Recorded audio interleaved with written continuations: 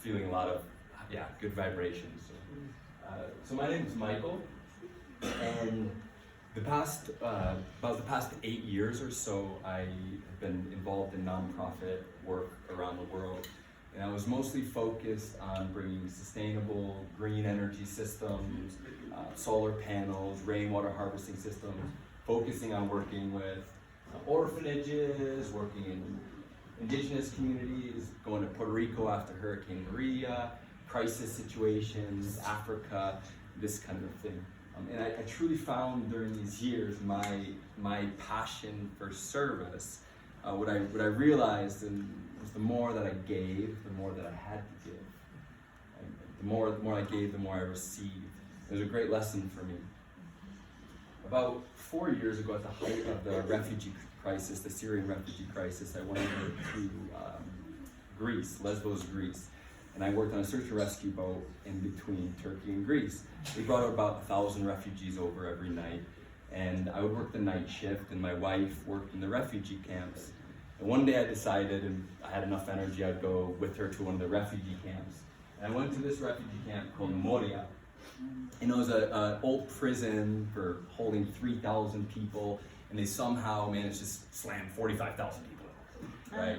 And you can see the conditions they were living in were very harsh. I mean, it was pretty gross, pretty depressing. There were families there that were living in tents. Many had left their homes, a war-ridden home in Syria, sold everything, or Pakistan, or somewhere in Africa, and they ended up in a tent in Greece with these really high hopes that finally they had reached freedom. They had reached Europe. But what they didn't know was that Europe was inflated with refugees, so they closed the island down, and these refugees got stuck on the island, some for 6 months, some for a year, living in this kind of conditions. And when they were told they were going to get sent back, they said, just kill me. I've got nothing to go back to. I've sold my family heritage, all my land, everything, just kill me.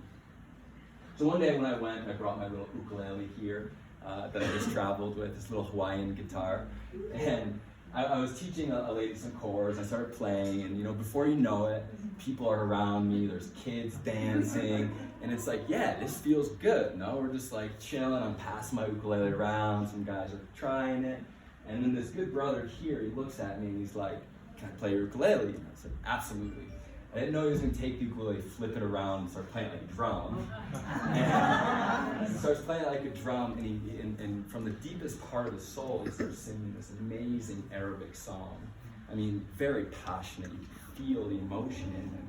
And you can see from the video that the whole crowd starts clapping, everyone starts grooving. It's all of a sudden there's this vibration impact that goes through all of Moria. For a moment, time stopped. And there was peace. There was peace on the planet. We felt love. And after the song, they looked at me and they said, man, we left home 3 months ago, and this is the first time we felt like we were back home. Thank you. So this is what Spread the Love is ultimately going to be all about, is spreading this vibration, this love vibration that we all resonate so much with. Why we're all here tonight, right, is to gather to share this music. So we believe at Spread the Love that music is the universal language of the soul. We do believe that music has the power to both create and uplift community, just like here. We're all coming together to share, to be uplifted. It has the power the magic to uplift, the strength to heal our wounds. Many of us know that we're down and out, we're not feeling good. We put on our best song, we start dancing, we start jamming. We're in our car, we turn the volume up, and we feel that vibration, that good vibe. And the truth is that many children, many communities that I've personally worked with, and I've seen, really do not have access to music. Whether they don't have iPads or no radio, but maybe they've never even touched a musical instrument, or their parent can afford it, or how could they possibly take a music lesson when the most important thing is they have food on their plate? We believe that supporting the growth of this conscious music on the planet can actually have a real impact on our collective futures, have a real impact. So with Spread the Love, we're going to be empowering underprivileged communities through music. So we'll be providing orphanages and poor communities with musical instruments. We'll be hiring local, indigenous people to make the instruments, effectively preserving their culture and also supporting the local economies. We'll be working with teachers to create the educational programs, and also collaborating with professional musicians who are actually donating their time to go into these communities and give back. And I'm going to use Sakkar as the example. I'm not going to point the laser at him, but he's right back there in the back. He's going to play the guitar tonight on the stage. And in November, him, Jai Jagdish's daughter, and his family all came down to Tepoztlan, Mexico, and they worked with me at one of the orphanages that we're working with to bring music, to bring service, to uplift these children. So he'll actually, him and his family were so touched they're all going back again in next November. If you want to come with us, you should. Just plant a seed now. So the first project we're working with is in Tepoztlan, Mexico. It's the birthplace of my wife. I live there currently. And this is a particular amazing project that I've been involved with for about 4 years. There's 30 children that are living here at this orphanage.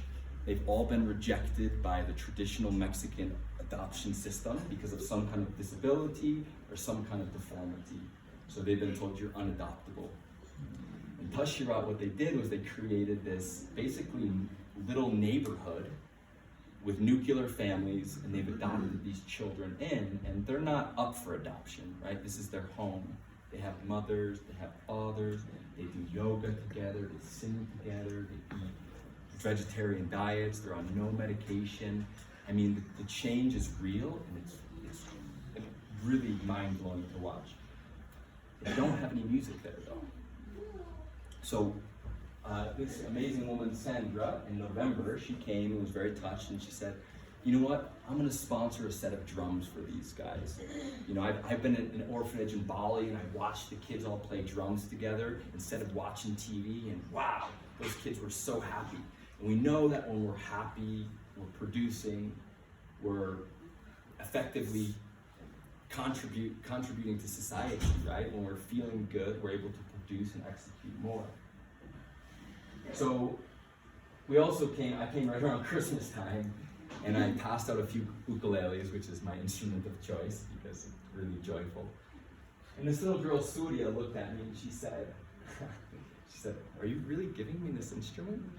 And I said, yeah, we're leaving, these are for you all to share. And she had tears in her eyes, and she said, I've always dreamed about playing music. You know, I've never had the opportunity. Thank you for giving this to me.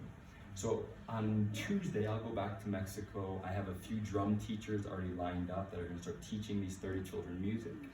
And we're going to continue to grow this program. So the next program that we're going to be working with is a project called Amistad Sagrada, and it's in another sacred valley called Pisac in Peru. This amazing brother down here, Sanam, started about 10 years ago. He noticed that the indigenous peoples of Peru were disempowered. They weren't really living in their truth. He was an old Hare Krishna guy, big Sevadar, and he started a cooperative where all the women from the mountain came down with their amazing textiles, and he would sell it for them. And then he noticed the kids didn't have anything to do, so he started a soccer league. Now he's got 120 kids playing in the soccer league. Then he realized, wow, these kids got nothing to do after school. So he started an after-school program where he teaches them chess and how to speak English. And 5 days a week, 2 to 6 in the afternoon, he's got 40 kids that come. He noticed that indigenous people were really sick down there. They were malnourished. So he started feeding them. He feeds like 250 to 300 people every single weekend. He noticed they were sick, so he made a medical clinic. And he's treating them all for free. And when I talked to him, I said, hey, Sanam, what do you think if we come down there and help your music program out? He said, oh, that would be great. We would love a music class for the kids. And then we started talking more. And I said, man, we can hire the indigenous men to make the flutes, you know, the Andean flutes. And then we can buy them from them and we can provide them to the children. He said, really? And I said, of course. And I said, then we'll start a production where the kids can record their own music. If they wanted, they could sell it to empower themselves. Or they could play music in the streets and uplift and share this vibration. And what Sanam said to me, he again had tears in his eyes, and he said, man, this is exactly what this community needs. Not only is this going to change the lives of these children, but it's going to affect the entire town. Because these people are stuck. They're stuck in the three-dimensional world. They're having crisis because their culture is being changed so rapidly that they're doing back-breaking work. They're working all day and they're forgetting about their joy. They're forgetting about their culture and it's going away very fast. So my plan is to go down there in April and May and to actually begin this project down there. So it's our two projects. With our foundation, we're planning on focusing in the Americas. We're not going overseas. There's plenty of work for us here. And our real hope and our real goal is to also have a local project based right out here in Conifer to work in the Four Corners areas. There's lots of people in need. There's lots of joy that can be uplifted. School programs, music programs are being cut from school. Indigenous Native Americans that can be empowered by making their drums, drumming with us, uplifting, sharing more events like this, more festivals, more music, more joy. Ultimately, here at this particular place, we are hoping to build a community of givers. This is the vortex that Keith and Heather have created and provided with these give back events and their free yoga classes and awesome food and good products and just love that's overflowing here. And we want all of you to be involved and have a piece of that joy, to share that with us. And remember, like St. Francis said to us, he said, "It is in giving that we receive." So if you do feel inspired to be a part of this, please speak to me. I'll be here at the event. I'll come at intermission. You can speak with Daniel. He's also on the board. Or Heather and Keith will be all around to speak. If you would like to give a gift, we will accept it with open arms. We'll keep you in touch. We'll let you know where your money is going. This is our website, spreadthelove.ngo/give.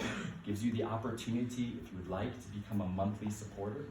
That is going to be our lifeblood as an organization, is to have consistent, committed givers that are involved with us. I want to hear from you. I want to know how you want to spread the love. I want to be involved with you and to share this journey with you and allow you to feel the joy that I feel from giving. Because this is what it's all about. The only way we are going to change this planet is if we truly work together to make this love grow and to spread it in every direction. So thank you all very much for coming. Satnam, Aloha, bless.